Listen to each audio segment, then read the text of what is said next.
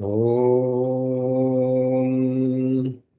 Vishwandarpana Drishyamana Nagari Tulyan Nijantargatam Pashyannatmani Mayaya Bahirivod Yatha Nidraya Yasakshat Kurute Prabodha Samaye Swatmanamevadvayam Tasmai Shri Guru Murtaye Nama Idam Shri Dakshina Murtaye नारायणं पद्मभुवं वसिष्ठं शक्तिं च तत्पुत्र पराशरं च व्यासं शुखं गौडपदं महान्तं गोविन्दयोगीन्द्रमथास्य शिष्यं श्रीशङ्कराचार्यमथास्य पद्म पादं च हस्तामलकं च शिष्यं तन्तोटकं वार्तिककारमन्यान् अस्मद्गुरून् सन्ततमानतोऽस्मि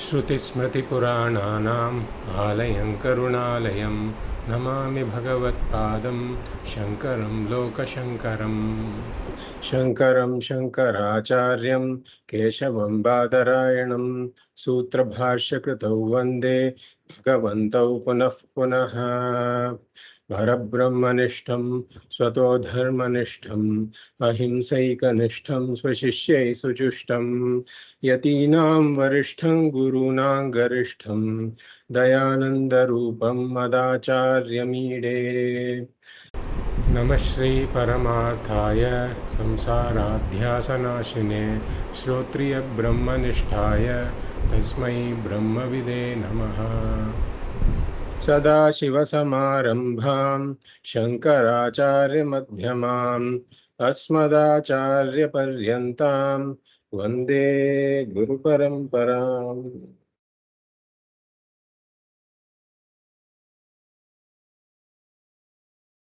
I welcome all of you to the 15th class of the Fundamentals of Vedanta series. We have been looking into the question of how an adhikari becomes an adhikari. And we said that an adhikari becomes an adhikari by meeting three criteria. Firstly, the adhikari should be a mumukshuhu, a direct seeker of this Purnatva. Secondly, the adhikari must be a jignasuhu, someone who sees this indispensable connection between the study of Vedanta and the rise of this Purnatva, the recognition of this Purnatva. And the third is that the adhikari should have certain qualifications of the mind, a certain preparedness of the mind. So if we have to answer the question of how an adhikari becomes an adhikari, we have to answer three questions of how the adhikari becomes a mumukshuhu, how the adhikari becomes a jignasuhu, and how the adhikari gains this preparedness of mind. We already answered the first two questions. How does the adhikari become a mumukshuhu? The adhikari becomes a mumukshuhu by discovering the problem of samsara.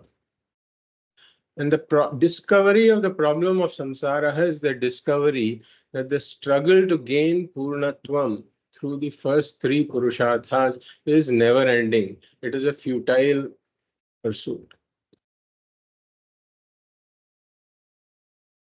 Then we said that this person has to be a karma yogi in order to discover the problem of samsara. I will not go into the details of who the karma yogi is, etc. This karma yogi discovers that the first three purusharthas are mixed with three doshas. The first is dukkha mishritatvam, that all the accomplishments here are mixed with sorrow. Second is atripti karatvam, it leaves me unfulfilled, apurnaha. And the third is bandhakatvam, it leaves me more and more dependent on things of the world, beings of the world. And the world is inherently unpredictable, unsustainable, uncontrollable. And therefore, he realizes that it's a bad idea for my fulfillment, for my happiness, for my purnatvam to be dependent on things and beings of the world. When he comes to this point, he begins to ask, is there any other way that I can get this Purnatva? And at that point, the Veda Purva says, I have given you whatever I can give you. I have given you Arthaha, I have given you Kamaha, and I have given you Dharmaha. But now what you are asking for is Moksha.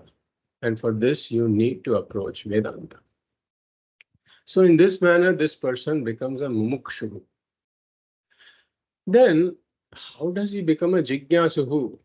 This person approaches Vedanta and asks, how do I get this Purnatva? Vedanta says you cannot get it. Why? Because it is your very nature. And the whole reason you have been seeking for this all along is because you have been ignorant of your own nature. So, Vedanta diagnoses the problem, the root cause of the problem as being self-ignorance. Just like the 10th man was searching for the 10th man, even though he was already the 10th man. Similarly, you have been seeking for this Purnatvam, even though your nature is Purnatvam. This is what Vedanta says. I know that I am. Samanya Jnanam is there. But the Vishesha Jnanam of who I am is not there. And when this Vishesha Jnanam is not there, I really don't know who I am, then I invariably make a mistake. I superimpose the attributes of the body and the mind upon myself. I say I am tall, I am short, I am happy, I am sad, I am depressed, and I am Apurnaha. This I am Apurnaha is a superimposition upon what the I am truly is. And I don't recognize this as a superimposition. I take it to be the reality. And when I take I am Apurnaha to be the reality, I cannot live with it.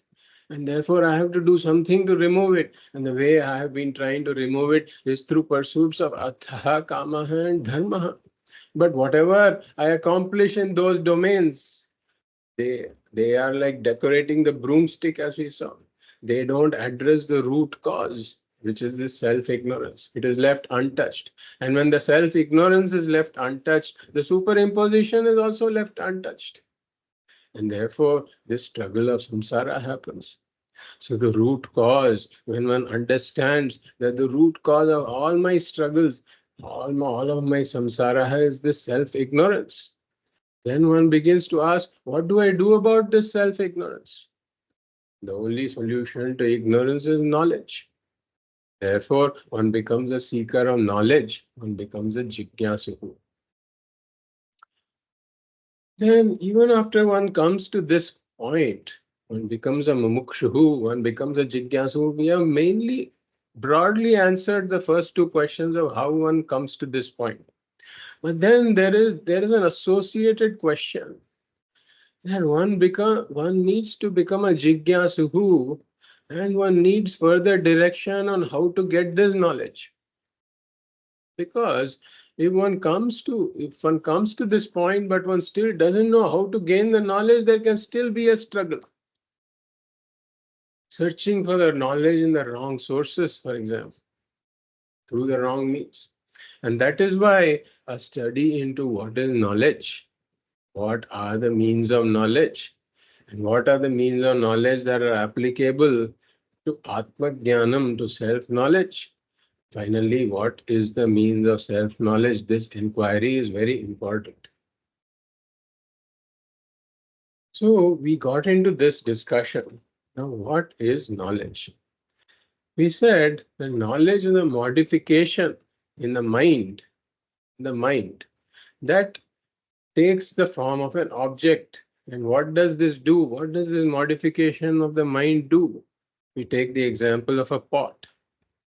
Then it does two things. It removes the covering of the ignorance that conceals the pot. It removes that Vishaya Avarana Nivrittihi. And the second thing it does, it makes the pot shine in my consciousness. This is knowledge. It reveals an object. It discovers, basically. It discovers what is there, what is. So then we said, what is valid knowledge? We said valid knowledge has got these two adjectives. One is abadhita. Abadhita means it should not be contradicted. If I see a rope as a snake, then that knowledge is contradicted subsequently by the cognition of the rope as a rope. So it becomes badhita. The second thing is anadhigata, means it is something that I should not have known before, because if it's something I have known before, I am recalling that knowledge. And since this whole discussion is in the context of what is the means of knowledge, recollection is never a means of knowledge. And therefore, we also exclude recollection as a means of knowledge. So, abadhita, anadhigata. Now, what is this? What is the means of knowledge? Let's come to that. We discussed this. So we said means of knowledge is called pramanam, pramakaranam, pramanam. And karanam, we said, is the asadharana karanam, the unique cause for a particular cognition. The mind is involved in all cognitions. But for example, if I see a pot, then my visual organ is the unique cause for the cognition of the pot. Or when I hear a sound, then my organ of hearing becomes the unique cause. So pramakaranam, pramanam. Now, one thing to note, and we just talked about this, but I like to reiterate it in a slightly different language.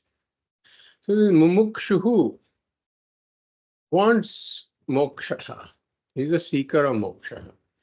A jigyasuhu is one who says that moksha is eka sadhana sadhyam. So moksha is a goal. A goal is called sadhyam. So moksha is eka sadhana sadhyam, meaning that it is accomplished only by one means. And what is the means of accomplishing moksha? It is jnanam.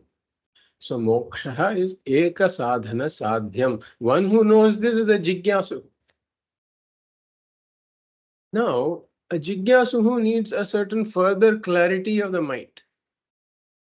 Now, in order to gain moksha, it is clear I need to gain jnanam. Now, how do I gain this jnanam?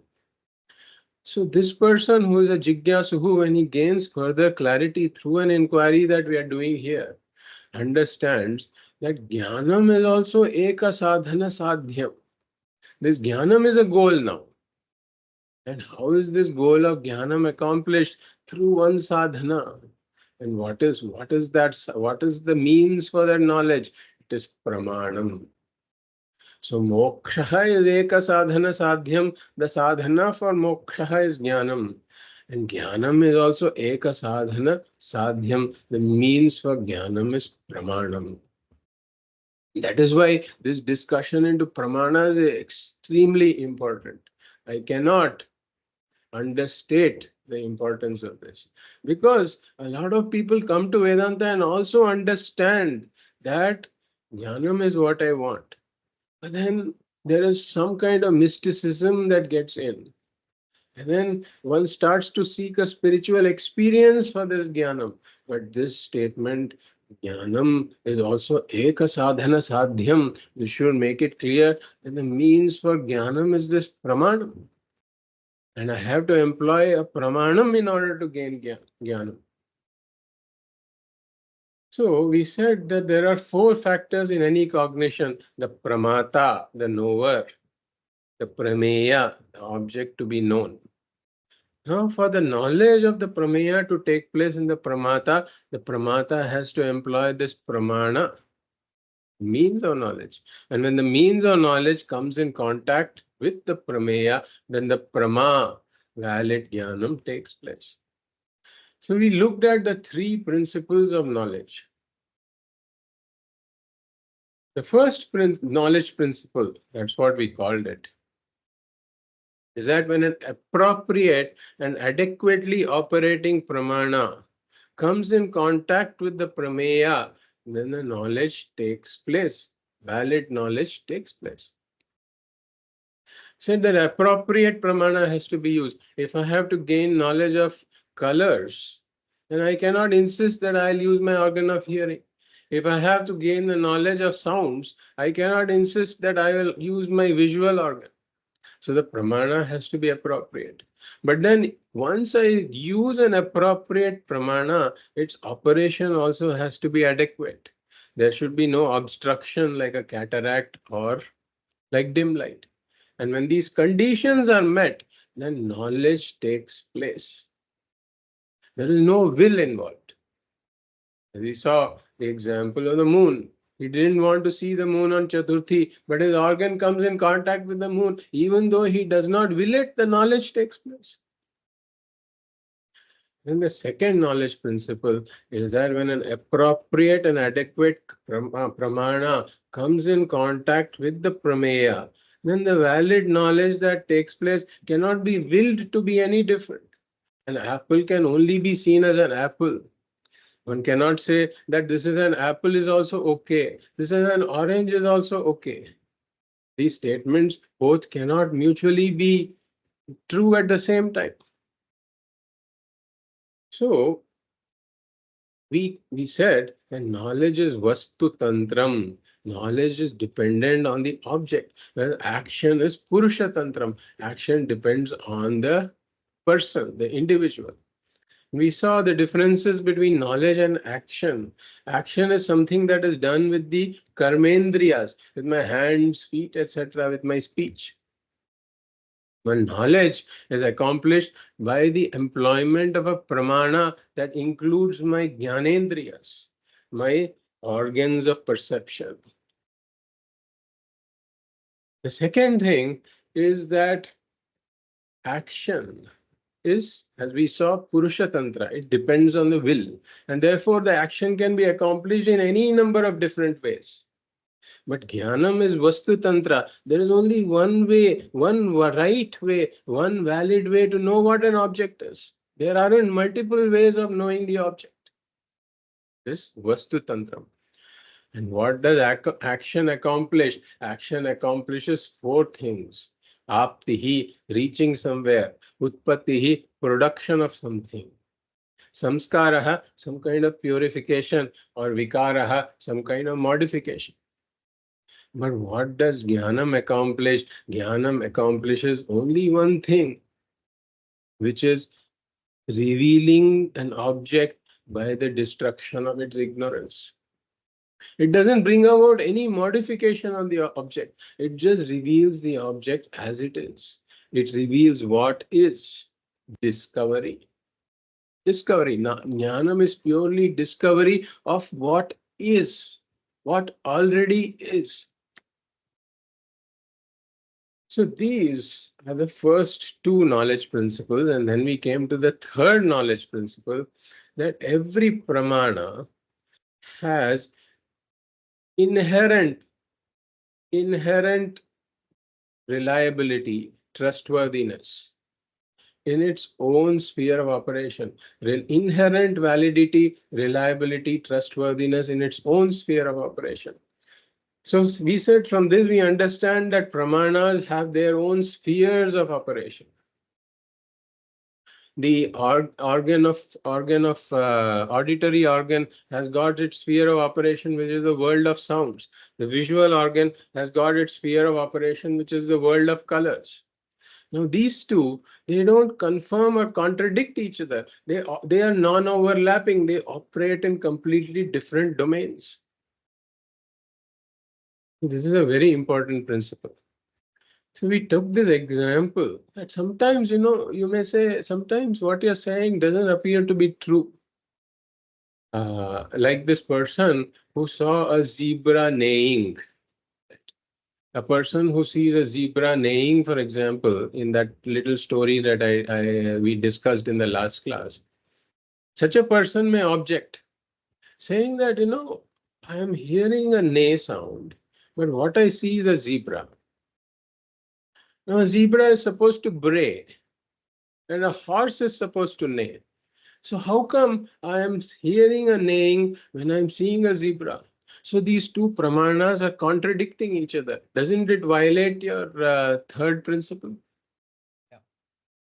We say no, the third principle can never be violated. So this is an example that is illustrative of situations we may face in our life when we see we have an experience that doesn't make sense. Sometimes we have these experiences where we say some things don't add up. These two facts don't add up. Something doesn't make sense. We say, in this case, what is really going on is one of the two things that what you're observing is more like an appearance. It is not the reality.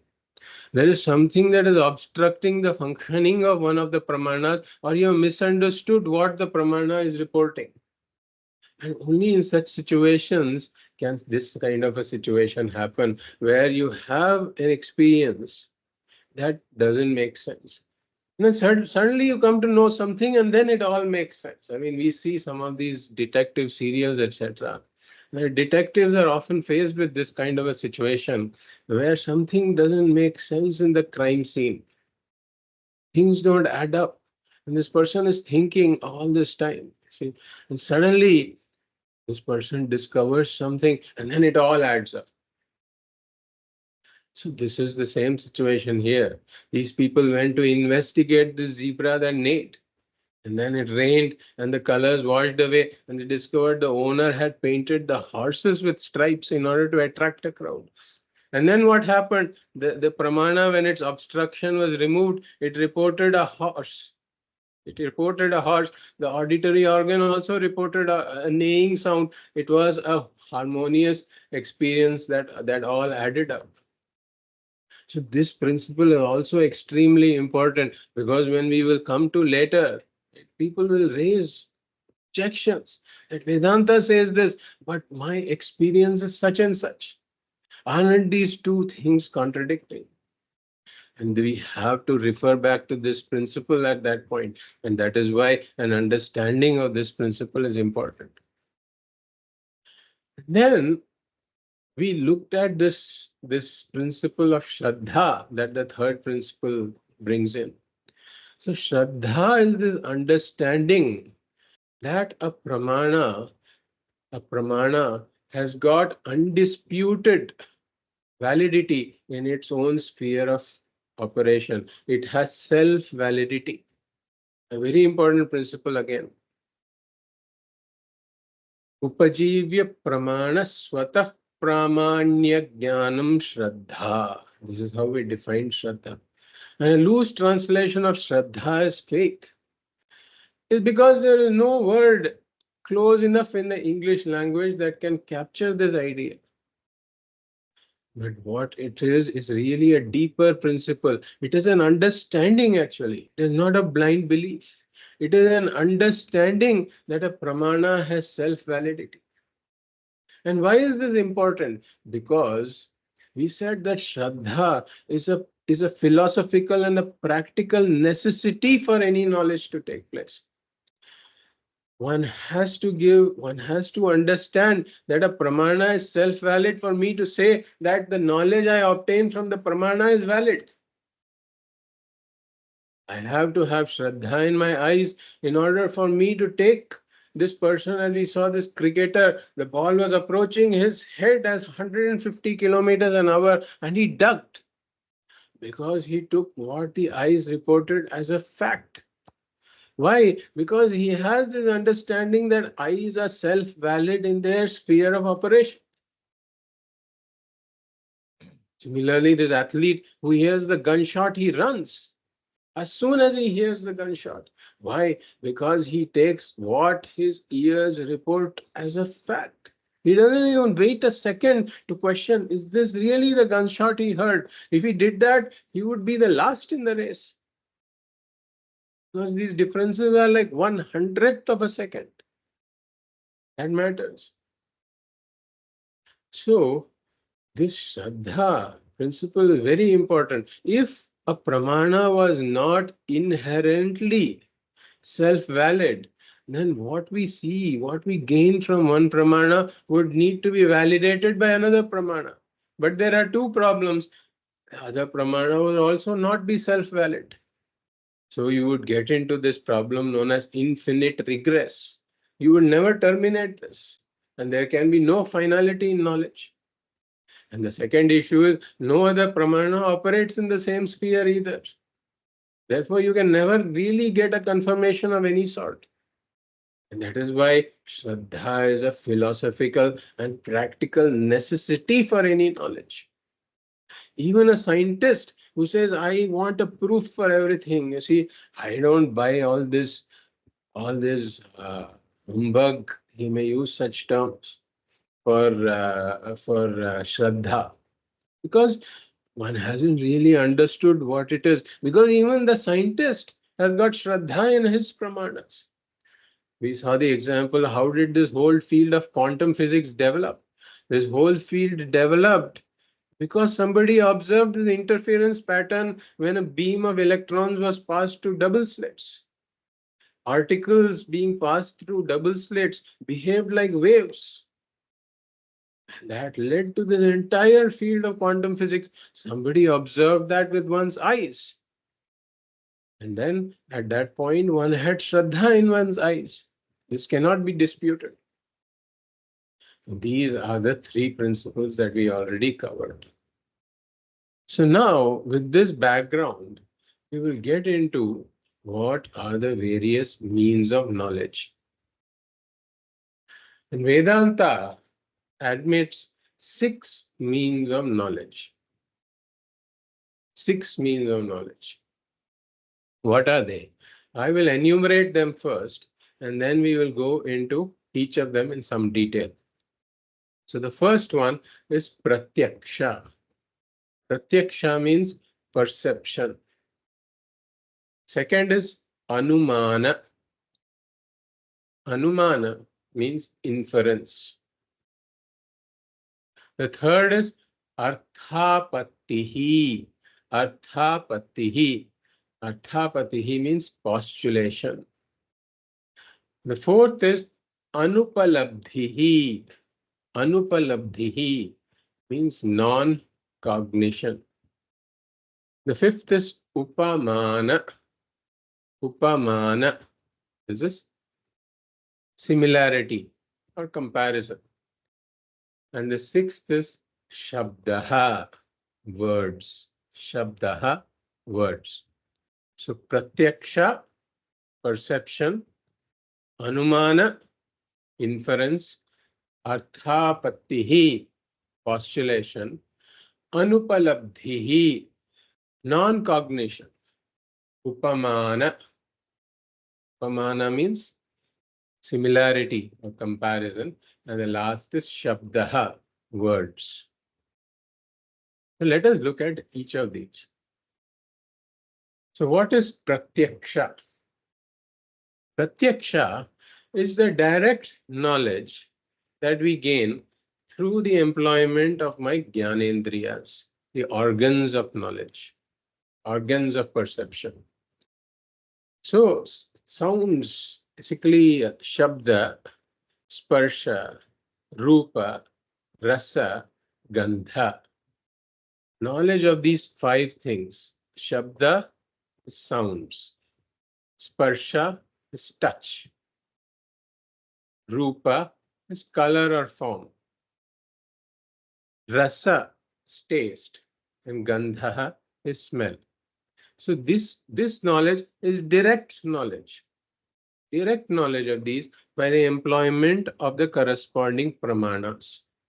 So pratyaksha is actually 5 different pramanas with their own spheres of operation that are captured under one heading called pratyaksha.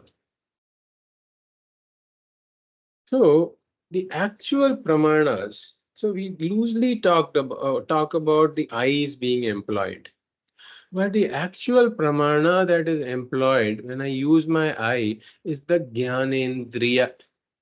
The jnanendriya of seeing. What Vedanta says is this Jnanendriya is not this gross organ that we see here. But this Jnanendriya is really a part of the mind. All of these 5 Jnanendriyas are really part of the mind. They just operate through these external organs that are called Golaka. Golaka. These external organs are called golakas. They are the gross organs, but behind them there is this subtle organ of perception.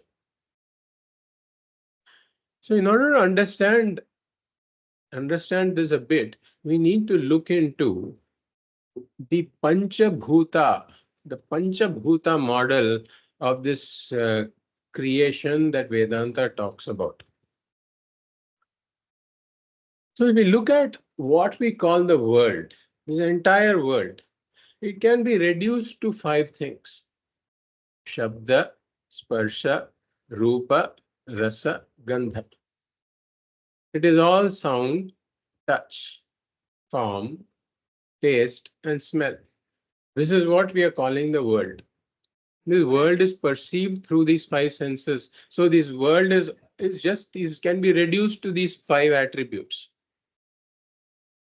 Now, in order to explain how this world came about, the world comes about, Vedanta just needs 5 elements. See, this periodic table, etc., that comes in the study of chemistry, it is something that is an evolving model. So when the generation before us studied, there were perhaps 80 elements or something. When we studied it as 108 elements.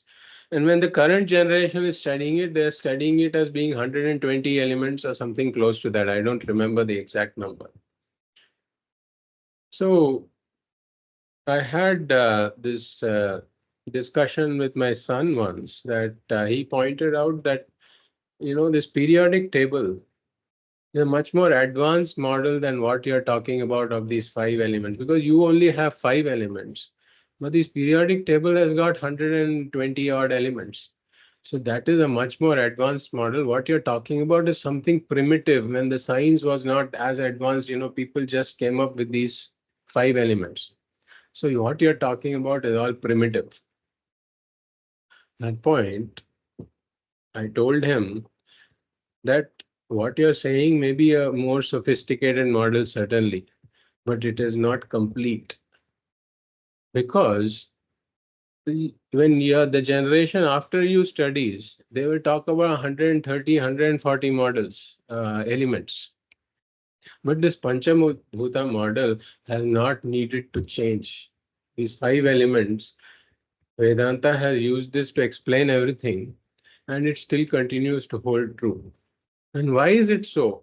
Because this entire world can be reduced to these five experiences of Shabda, Sparsha, Rupa, Rasa, and Gandha.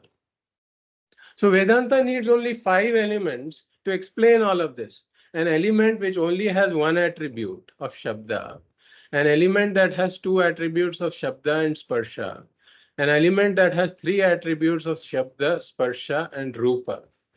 Another element that has 4 attributes of Shabda, Sparsha, Rupa, Gandha, and an element that has all 5 attributes of Shabda, Sparsha, Rupa, Rasa, and Gandha. And if you have these 5 elements, then this world is nothing but a permutation and combination of these 5 elements in different configurations. That is all it is. So it is a complete model. There is nothing outside of it. Now, what are these 5 elements?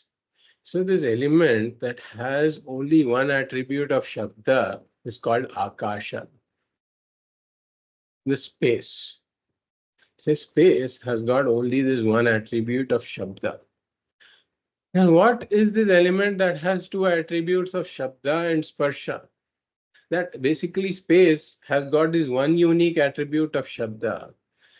There's the second element that has Shabda, but a unique attribute of its own called Sparsha, which is touch. And that is called Vayuhu. So Vayuhu has got 2 attributes of Shabda and Sparsha. Whenever this air moves around us, we hear a sound and we also feel its touch. But it has no form. Both space and Vayuhu, Akashaha and Vayuhu, they have no form. So in order to introduce form, Vedanta brings in the third element called Agnihi. And Agnihi has got these 3 attributes of Shabda. You hear the fire, right? You can hear the crackling sound, etc. from the fire. And when you touch the fire, everybody knows one will immediately retract one's finger. And the third attribute that fire adds is this attribute of rupa. Because rupa comes with fire. So as we see, when we enumerate these attributes, we are going from the subtlest of attributes to the grosser attribute, to the subtlest of elements to the grosser elements. Because the subtlest element is akasha, that only can be recognized in one attribute of shabda. The next grosser thing is Vayuhu, because it can be recognized with just two attributes, Shabda and Sparsha. Then the third grosser thing in this list is Agnihi, because it is grosser than Vayuhu, because it can be recognized with three attributes of Shabdaha, Sparshaha, and Rupaha. Then the fourth grossest element here is Akasha, Vayu, Agnihi, Jalam. We bring in Jalam. And Jalam is the water element, sort of loose translation, but it is really an element that has four attributes of Shabdaha, Sparshaha, Rupaha, and Rasaha. It brings in the taste element, taste attribute. And then the grossest of all this is Prithvi. Prithvi, the earth element, loosely translated as the earth element, but it is an element which has five of these attributes: Shabdaha, Sparshaha, Rupaha, Rasaha, and Gandhaha. We can smell the earth. That is why when we have these first rains, we have the smell of the earth. In fact, Nyaya says Gandhavati Prithvi. Because Prithvi's unique attribute is this gandha, the smell. Anywhere in this world we have a smell, we should understand it is coming from this Prithvi element. So the entire world is accounted for by just five elements. And Vedanta doesn't stop there. It says even your mind is made up of these five elements. But it is made up of a subtler aspect of these five elements, Sukshma Bhutas, Sukshma Bhutani. That's what Vedanta says. So this world is made up of these gross five elements. The mind is made up of the same five elements in their subtler form. Now what happens is that these jnanendriyas, these organs of perception, being a part of the mind, are also made up of the subtle five elements. The same subtle five elements that the mind is made up of. They're just an extension of the mind, so to say, that operate through the organs. So, what is this auditory organ, Jnanendriya, really? We say it is made up of the subtle Akasha. Because the external Akasha, the gross Akasha, has got the attribute of sound. So, this auditory organ, the Jnanendriya, the Shrotrendriya, that is what it is called, Shrotrendriya, it is made up of the subtle Akasha element. And there is a slight distinction here. We have already talked about this Trigunatmika Maya. That is, entire creation emerges out of Maya that has these three gunas of Sattva, Rajas, and Tamas. So the Sattva is associated with knowledge principle, we saw. Rajas is associated with action or activity. And Tamas is associated with inertia, dullness, etc. So there is a certain qualification we make here, that this external Akasha that we perceive is the gross Akasha that is comes out of the tamas aspect of the gross Akasha. Tamas aspect of the gross Akasha element. Whereas the Jnanendriya, the Shrotrendriya, comes out of the subtle aspect of the Akasha, Sattva aspect. It comes out of the Sattva aspect of the subtle Akasha. So there's a connection between the Shrotrendriya, the organ of hearing, and this gross Akasha. And that is why when this connection is established, the sound is heard. Similarly, this visual organ, before that we'll come to the organ of touch, because that is the next in the list. The organ of touch emerges out of the sattva aspect of subtle Vayuhu element, sattva aspect of subtle Vayuhu, whereas this Vayuhu outside emerges out of the tamas aspect of emerges out of the tamas aspect of the gross Vayuhu. So sattva aspect of the subtle Vayuhu, it contacts the tamas aspect of the gross Vayuhu, then this sensation of touch takes place. And similarly for the other organs as well. So when the respective Jnanendriya, which comes out of the sattva aspect of that particular element, when it comes in contact with the tamas aspect of that element, gross element, then that particular sensation takes place of shabda, sparsha, rupa, rasa or gandha. So this knowledge that takes place is direct and immediate. And this is what we call pratyaksha. Now, this pratyaksha pramana is extremely important for our functioning. Our entire functioning in our life depends on pratyaksha. I avoid fire because it is hot. I put things in the refrigerator because I know it is cold there. I can perceive the coldness there. So whatever I do, it is all driven by pratyaksha. Every action of mine is driven by knowledge that I gain through pratyaksha pramana. And like we said, it is a collection of these 5 different independent pramanas. These are all very powerful pramanas.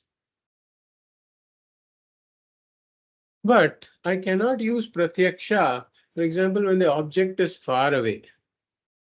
The object has to be in the vicinity for me to be able to employ pratyaksha. For example, I am sitting here, somewhere in Tamil Nadu, let us say, and I cannot gain direct knowledge of Mount Everest, which is somewhere in Nepal, because my organ of perception is obstructed by this distance, so it cannot operate. Whereas if I'm sitting in some lodge in Nepal that is close to Mount Everest, I look out of the window, then the organ of perception makes contact with the object, I can gain knowledge. So this distance is certainly a factor here. Now, there is a few interesting things about each of these pramanas. When we look at the organ of taste, smell, and touch, they have to physically contact their object. Whatever taste I am perceiving, the object has to be on my tongue. If the object is even 1 inch away from my tongue, I cannot perceive the taste. That is why sometimes I just eat something and then I realize, oh, it's hot, it's chilly, it's very chilly. Then I drink some water. Similarly, the organ of touch also, something has to crawl on my hand or somewhere on my back. Even if it's 1 inch away, I don't know that there is something dangerous. But the moment it touches me, I know that. So there has to be physical contact. But, and this is true of the organ of smell also, even though it is not as evident. So the small particles of that object have to travel to my nostril. They have to get diffused in the air first and travel to my nostril. And I smell something, but I still can't make out where that smell is coming from. So there is a bit of a struggle to locate the object. I move in different directions, and when the smell increases, I know that there is a dead rat there, for example. But when it comes to the organ of seeing and hearing, they operate very differently. Whatever I see, I don't see it on my eyeball, for example, or on my eye. I actually see it where it is. A very interesting principle about how this operates.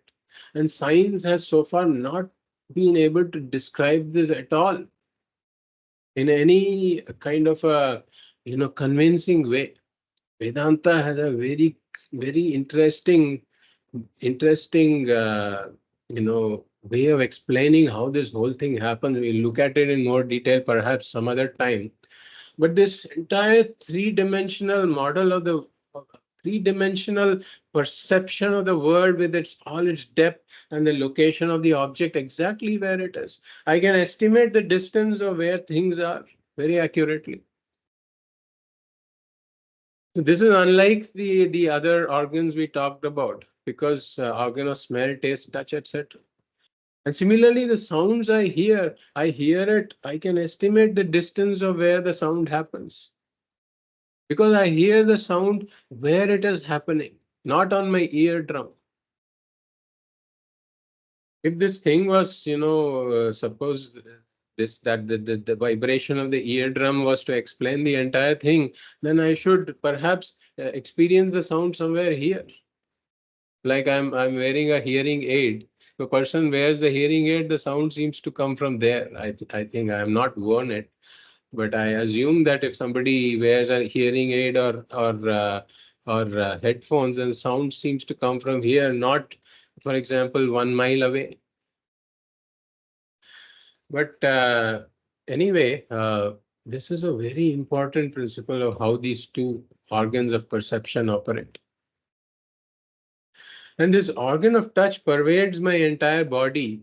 So anywhere something crawls on my body, I know about it. Now, except for the nails and the hair, because I can cut them and still not feel the pain.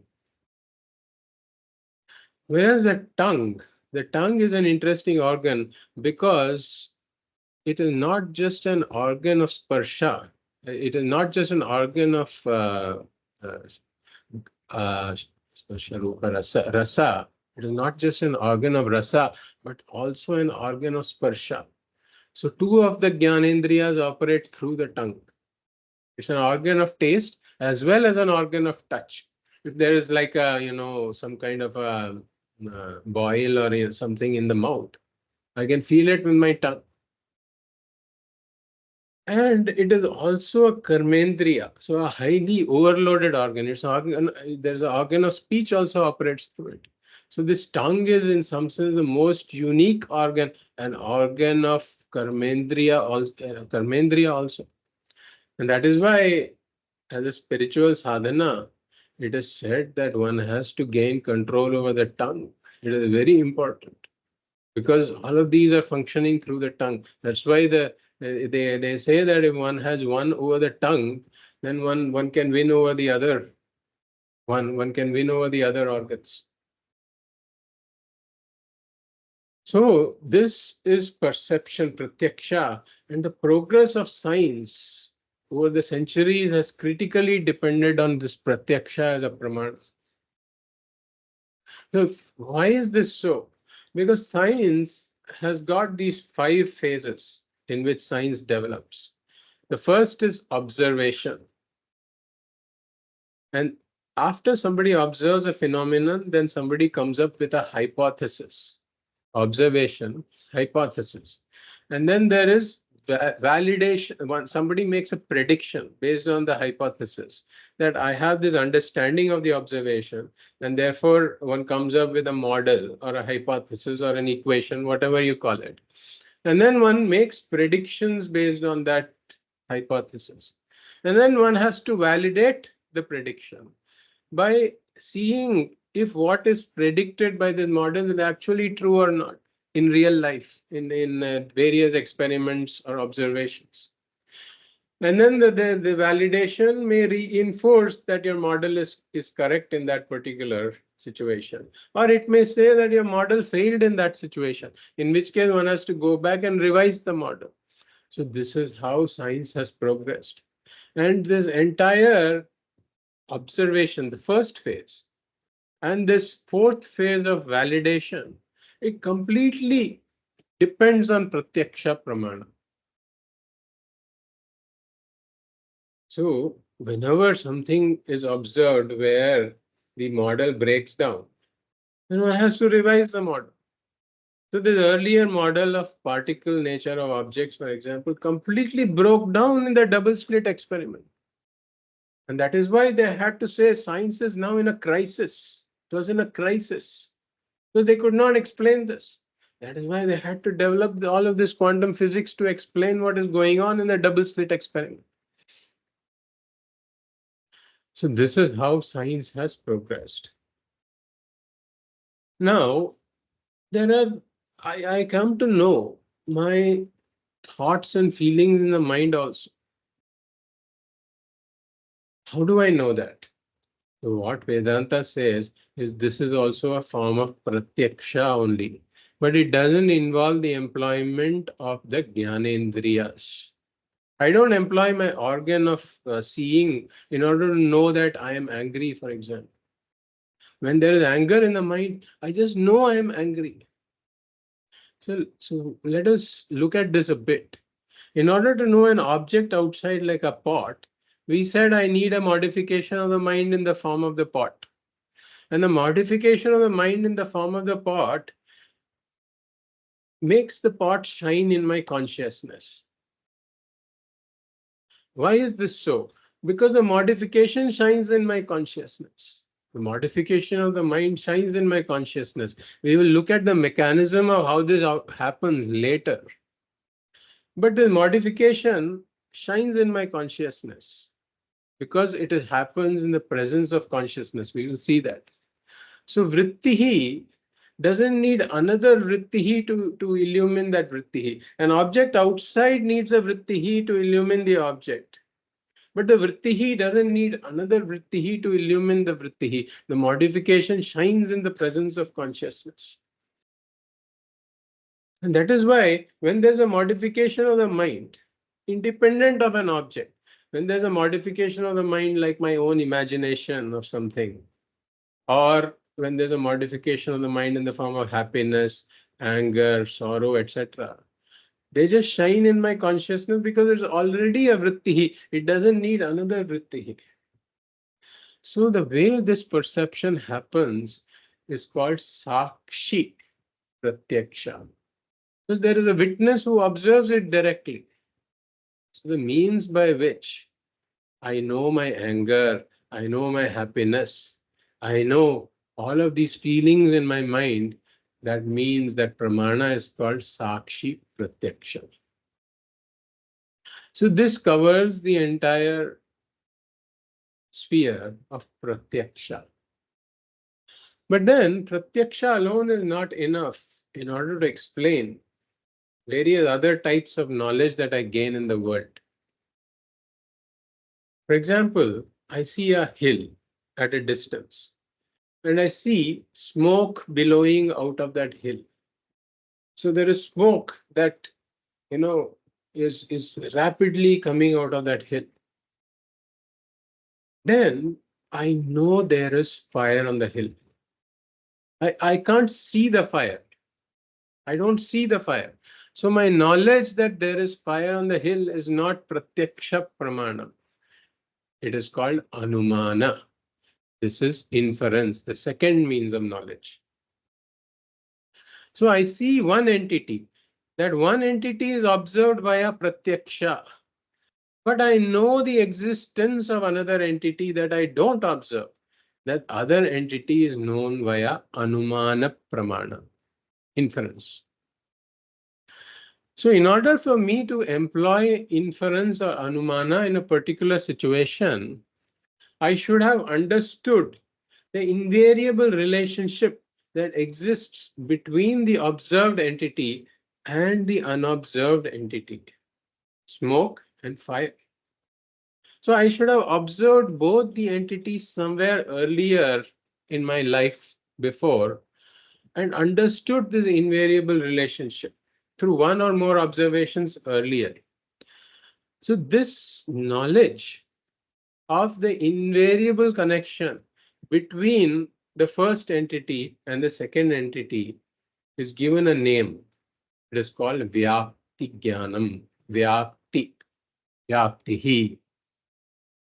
So smoke is said to be pervaded by fire. Because everywhere I have observed smoke, fire has to be there. There may be cases where fire is there without smoke, but smoke cannot be there without fire. That is why smoke is said to be pervaded by fire. So smoke is called vyapya. Vyapyaha. Fire is called vyapakaha. Fire is the pervader, smoke is the pervaded. Because why is it called pervaded? Because in all instances where smoke is there, fire is definitely there. But fire can be there without smoke. So if one has a clear understanding of this vyaptihi, then one can apply anumana. If one sees smoke somewhere, even though I don't see fire, I know there is fire. Because I have this vyaptik jnana. So this is put in the following manner. Parvataha. Parvataha is a mountain. Vannihi. Vannihi is fire. And dhumaha is smoke. Parvataha is mountain. Vannihi is fire. Dhumaha is smoke. So I say, Parvataha Vanniman. Parvataha Vanniman. The mountain has fire. How do I say it has fire? Dhumavatvat. Because I see the smoke. The mountain has smoke. Therefore, it must have fire. What is the reasoning? Yaha dhumaman saha vanniman. Whatever has fire, whatever has smoke, must have fire. Yo dhumaman saha vanniman. And what is an example of this? Because I cannot just come up with this vyaptihi. I should have observed it somewhere. At least in one occasion, I must have observed it. Like in the great kitchen, mahanasaha, yatha mahanasaha. In the modern kitchens where we use this fine fuel of gas, we don't observe the smoke. But when one uses these, in the olden days, when one used this fuel like sticks or coal or whatever, then fire is accompanied by smoke in those situations. Smoke is there in the kitchen. So, parvataha vanniman dhumavatvat, because it has smoke, it must have fire. Yo dhumavan saha vanniman, whatever has smoke must have fire. Yatha mahanasaha, like in the great kitchen. So this is anumana. This is how anumana works. So medical science relies critically on anumana for diagnosis of things. So this person goes there with a blood report. And what is the doctor saying? The doctor looks at the blood report, sees the creatinine level reported in the report. He says this is high. The creatinine level is high. Therefore, you have a kidney problem, he says. Now, how did the doctor know? Because the doctor has got this vyaptik jnanam. Creatinine is like the smoke. And the kidney problem is like the fire. Wherever there is smoke, there must be fire. Whenever the creatinine level is high, there must be a kidney problem. This vyaptik jnanam the doctor has. Similarly, in the blood report, the doctor did not physically perceive the kidney problem. So pratyaksha was not employed here. Because in order to see the kidney problem, one has to physically cut him open and see the kidney. But even after seeing the kidney, one may not see this problem. That is why there are areas which are not accessible to pratyaksha. But some places one knows anumana is there. But the starting point of this has to be pratyaksha. One should have seen that by some subsequent investigations, one should have seen the invariable relationship between the creatinine level and the kidney problem. And that is how the doctors, they do the 6 years, 7 years of study, they're taught this vyaptihi. And then they are able to apply this later. This is anumana. Similarly, the doctor sees that there's a tumor marker in the blood report. There is a tumor marker in the blood report. The doctor says there is a tumor somewhere in the body. He has not seen the tumor, but he knows that there is a tune. Again, this is Anumana. So extremely powerful pramana again. And science critically relies on Anumana also. So all of the progress in science has been happening to Pratyaksha and Anumana. However, Anumana is subservient to Pratyaksha because it can only be employed when the Vyapya Vastu has to be accessible through Pratyaksha. Only then Anumana can be employed to say there is a Vyapaka because I have this Vyapti Jnana. But it is always an indirect knowledge in the sense that I don't see the fire directly, as in perception. Now, if I were to visit that mountain, I can now see the fire. Then it would be Pratyaksha. But as long as I am away from the mountain, it is Anumana. And it is an indirect but definite knowledge of fire. Then the third pramana is Arthapattihi.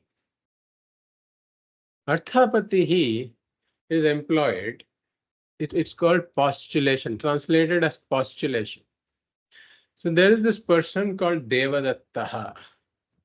So Devadattaha doesn't eat during the day.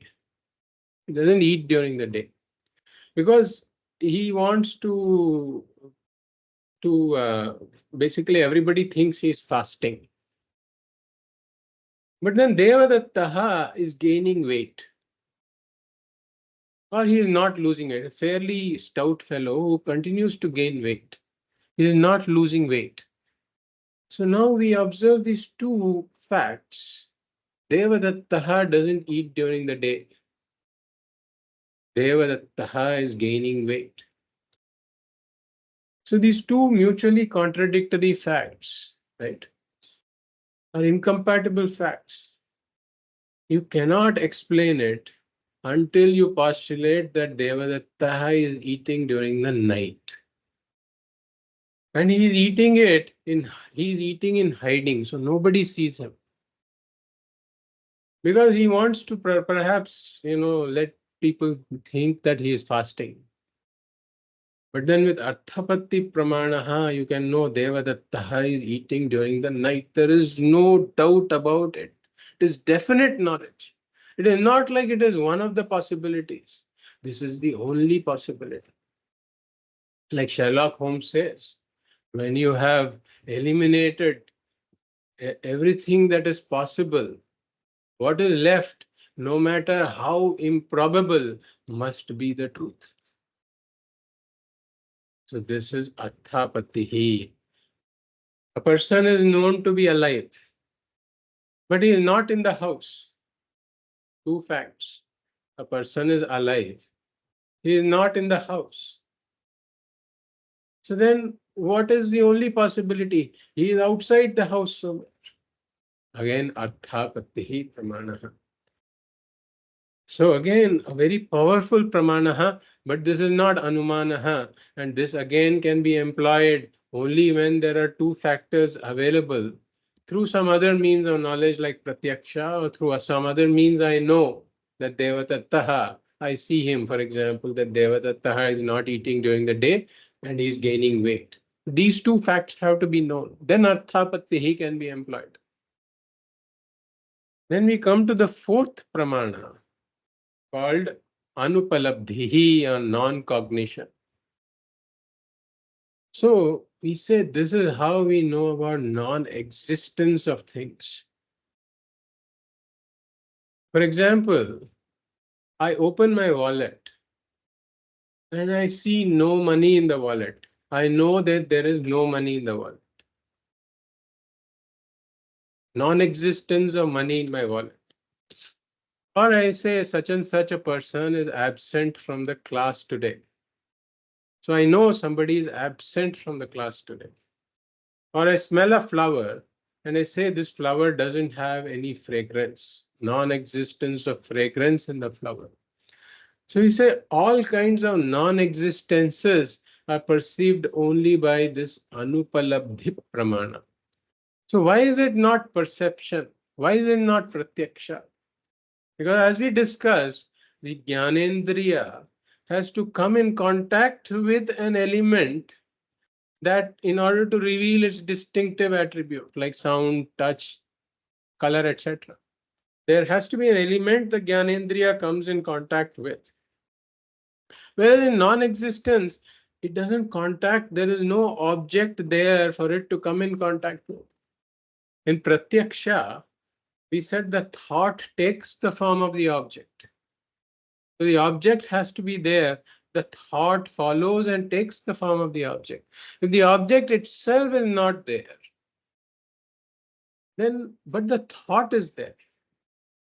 The thought of the object is there, but the object is not there. I don't find an object that fits the thought. This is what happens in perception of non-existence. The object is there as a thought, but I don't see the object fitting the thought. I don't see any object fitting the thought.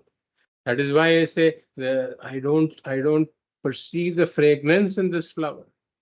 The expectation of the fragrance is there. I don't perceive it. I don't see the absence. I perceive the absence of this person in the class. The thought of this person is there, but the form that fits the thought is not there.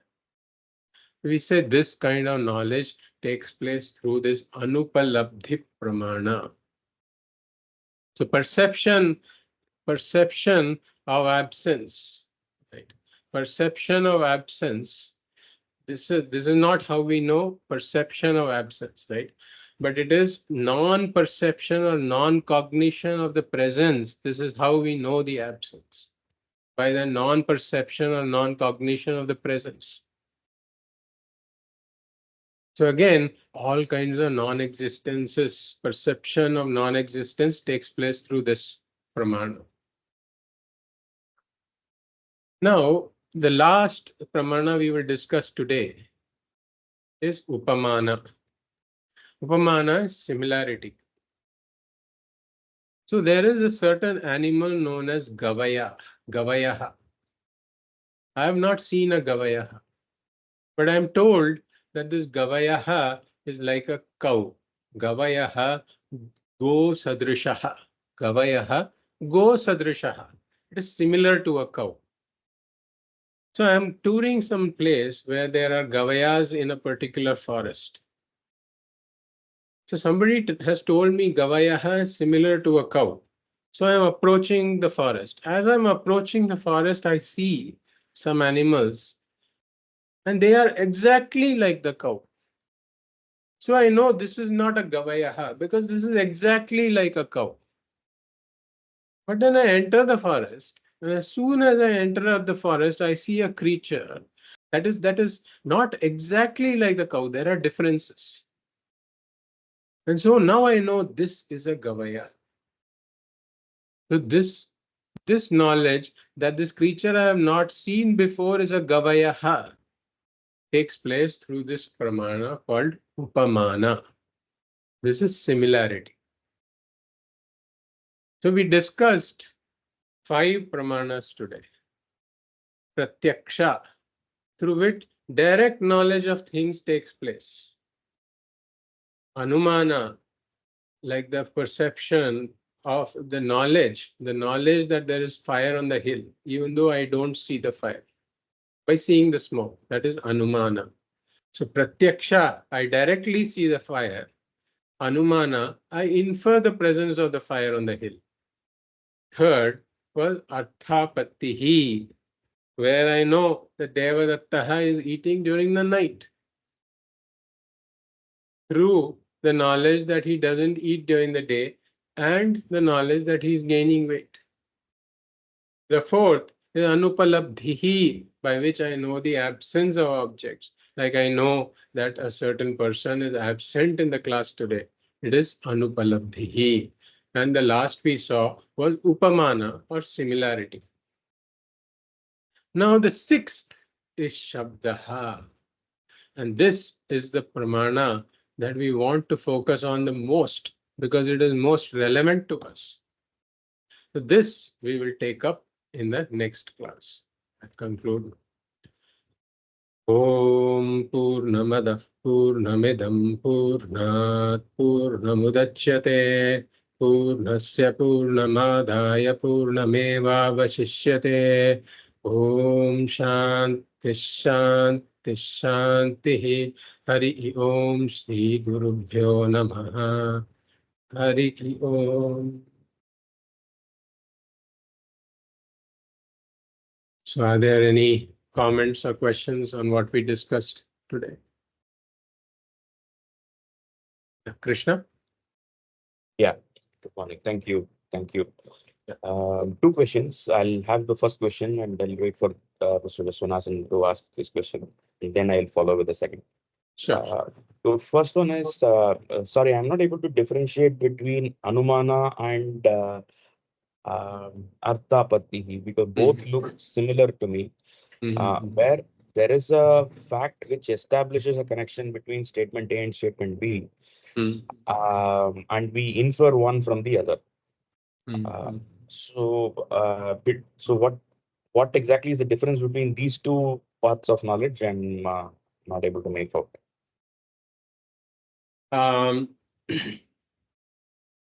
I think on this question, right? There has been a lot of discussion in the Shastras whether Arthapatihi can be considered to be a part of Anumana or not. And there's a lot of detailed discussion that happens there, which is somewhat outside the scope of what we are discussing. Because in order to do this, one has to understand in a lot of fine detail what Anumana is. Nyaya Shastra gets a lot into these types of things. Because Anumana itself is considered to be an inference, a three-stepped inference versus a five-stepped inference, etc. So Anumana itself has got a lot of details associated with it that we glossed over for our purposes, because that is not the central point of our discussion. And so, in fact, as we discussed, even amongst the Shad Darshanas, there are differences on on the number of pramanas itself. I did not get into all that. I just started off with Vedanta has got these 6 pramanas, right? But if you take each of the pramanas, if you take each of the darshanas, for example, Charvaka Darshana, it only accepts Pratyaksha as a pramana, not even Anumana. And if you take, Yoga, Sankhya, etc., they only accept 3 or 4 out of the pramanas, not all these 6 pramanas. So in fact, they are of the point of view that Arthapatihi and all that just comes under Anumana itself. But it is Mimamsa and Vedanta that make these fine distinction and say that there are actually 6 pramanas. And the way, so in order to really understand this, we have to get into the fine distinctions. And there is a definition, exact definition for what Anumana is, there's an exact definition for what Arthapati is, and you will then see that there are differences. Okay, fine. Thank you. Sure. Mr. Vishwanathan? Yes, thank you, sir. In between, when you are explaining the Panchabhuta model, yeah, I have to go in between to attend some domestic works. I missed it. Probably you can take many, or you'll be definitely giving this input again the next class. I'll try to understand that so that I'll be able to get the inference from what you have spoken. My only summation on this Panchabhuta model, since we have the inherent these 5 taste or 5 inherent qualities of sound, seeing, touch, sparsha, everything. If we relate this to the Panchabhuta model, so will it be the final realization that we are part of the Panchabhuta model? That's what I'm trying to infer from what you have spoken. See, in fact, what we saw today was a preview, a very brief preview of the Srishti Prakriya, how the entire creation happens. See, according to Vedanta, this entire creation emerges out of Paramatma, out of Ishvara. So Ishvara, really speaking, there are only 2 entities here. In fact, there's only one real entity called Brahman. We have not come to all this. But in Brahman, Maya is resident. This Trigunatmika Maya is there. And this entire world has to be explained from Brahman and Maya, how this entire world originates. Right. Mm. So this world is not just this world, but even the observing entity has to originate from these from Maya only. Right. And that is why this origination of the mind and the Jnanendriyas are also explained about how they originate from Maya. Okay. And this is where the Panchabhuta model comes in. That everything in this creation is made up of just these 5 elements, including the mind, Oh, including our body. yes. So it is a very important part of the vichara that leads one to the understanding of this one reality. So the self-realization, what we are talking about, self-knowledge, is to realize that aspect, or I do not know. I'm just trying to get Yes, confused. yes. So basically, one has to be able to see that there is just one reality here, Yeah. and I am that reality. I am part of the reality, or I am the reality. I don't know. We will eventually come to this, but when we say you are Brahman, right? Ah. Tattvamasi means you are that reality. Oh, okay. You are the substratum of this entire universe. That is the understanding that we have to come through this study. So to attain that, again, the spiritual practice is required. So though we are learning some physical knowledge through these kind of classes, but to realize as part of your mindset, ultimately everything is on mind, right? No, the mind has to realize that yes, I am the Brahman. Yes, we have to come to this clear knowledge that I am Brahman. And the reason we are studying this is that we said that any knowledge, Jnanam is also eka sadhana sadhyam. Moksha is eka sadhana sadhyam. Moksha is only possible through this one sadhana of Jnanam. Jnanam is also eka sadhana sadhyam. And what is the means of knowledge? Is this pramana? We have to come to the right pramana and employ the right pramana in order to gain understand. to gain gain this. Yeah, fully understand, sir. Thank you so much. Thank you. Okay. If there are no other questions, I'll ask another question. Sure. So first pramana, the pratyaksha pramana heavily relies on the 5 senses that are available to us. Yeah. The sabda, sparsha, rupa, rasa, gandha. Now, these don't define the world around us in totality, because there could be other attributes which we are not able to sense because we do not have that sense organ. For example, pigeons, dolphins can sense magnetism, and that seems to be one of the attributes which they have the tool and the organ to perceive. Um, so as an example, I'm just saying that let's say there is a 6th attribute which is magnetism, which we were not born with, but we have the ability to build a magnetometer today. So even though we may not have it, just like how to overcome the limitation of our sight, I might use a telescope. To overcome the limitation of distance, I can use something. I can use a tool to develop and perceive other attributes also. Yes. Knowing that Vedanta is a very far-reaching, and it is very far-reaching, not just in thought. Has it provided for other forms of pratyaksha, other forms which can also be used as a pramana? So basically, even though, for example, you gave this example of magnetism being perceived by creatures, etc., like all these birds, etc., they are known to migrate based on their perception of magnetism. Correct. So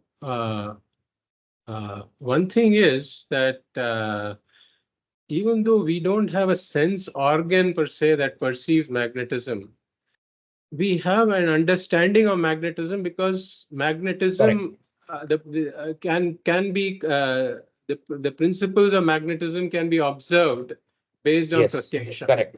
Right. Correct. So Correct, based correct. on this, we are able to build the models that explain magnetism and all that. Yes, and we use but it for then, navigation also. Yeah. but then it is not like basically the magnetism should be explicable, right? Based on combination. The creation of magnetism should also be explicable based on the combination of the five bhutas. Mhm. Basically, it is a special kind of prithvi, right? There is some involvement of the prithvi clearly, Correct. and some involvement of agnihi tattvam, and things of that sort. By some combination of that, you can arrive at magnetism. So it is Correct. not like one of these fundamental attributes of these Understood. five bhutas.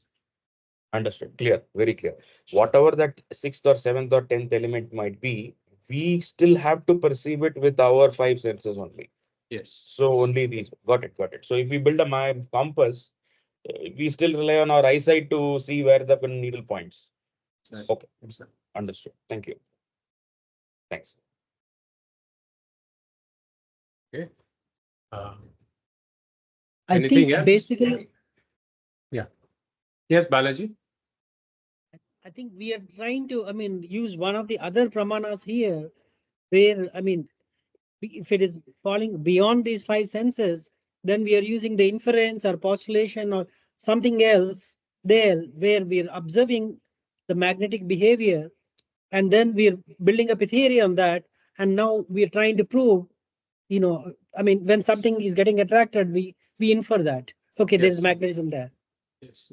Actually, it's a very interesting exercise to understand some parts of science, for example, and say whether this was actually obtained through anumana or pratyaksha. Because often we bundle both of these as science. But if we do a closer investigation, some things within magnetism will be pratyaksha, but some things will be anumana. And there is a fine distinction between those. Very true. Very, very true. In fact, Newton's laws can And be just very one more, useful. there can be arthapati here also, definitely. Employment of arthapati also is there. Yeah, Correct. Krishna. Now, most of us can perform an experiment and find empirical evidence for all the Newton's laws, Ohm's laws, etc. Whereas if it comes to advanced subjects like theory of relativity, for example, or quantum mechanics, now forget us, even many scientists cannot perform those experiments because those experiments are beyond the scope of normal work. So they have to still rely on Shabda Pramana of scientists who have performed that. So still science also uses.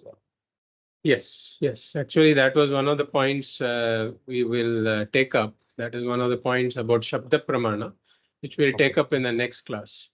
Sure. And that is one of the things that we will discuss there. Sure. Thank you. Shall we conclude now? Yes. Thank you. Thank you so much. Hari Om. Hari Om. Hari Om. Hari Om, everyone. Hari Om. Hari Om. Hari Om. Hari Om. Hari Om. Hari Om. Hari Om, Gopal. Hari Om. Hari Om.